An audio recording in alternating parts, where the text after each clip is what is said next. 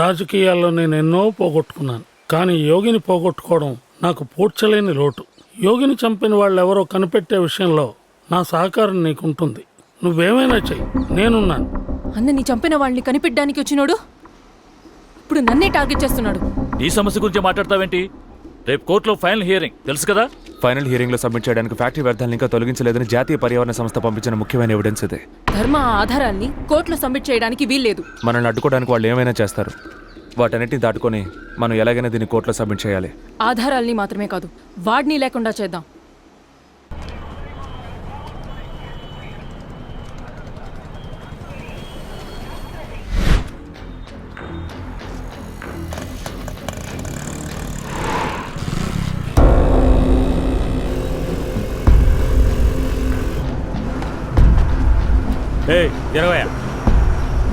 అన్న వీడు కోర్టుకి వెళ్ళట్లా, ఇంకెక్కడికి వెళ్తున్నాడు. ఫాలో చేస్తున్నా.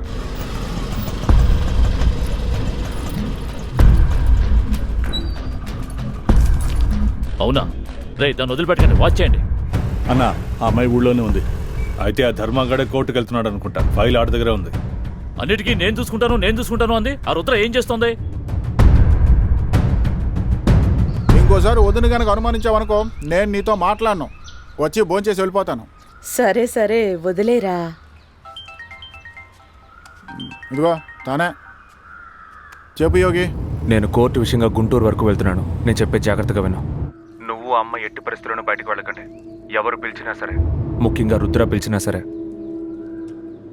సరే సరే, వదిన వచ్చి పిలిచినా వెళ్ళకూడదంట. బాగా ఎక్కువ చేస్తున్నాడు.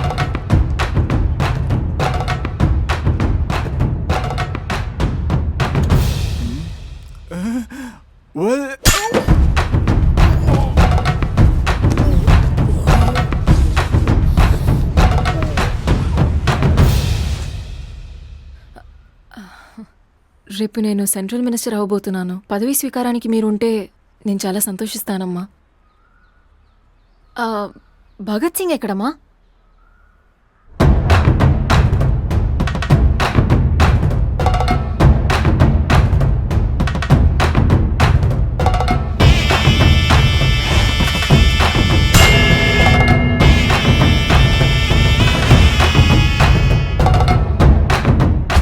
యోగి తనను త్వరలోనే పెళ్లి చేసుకుంటానని చెప్పాడు.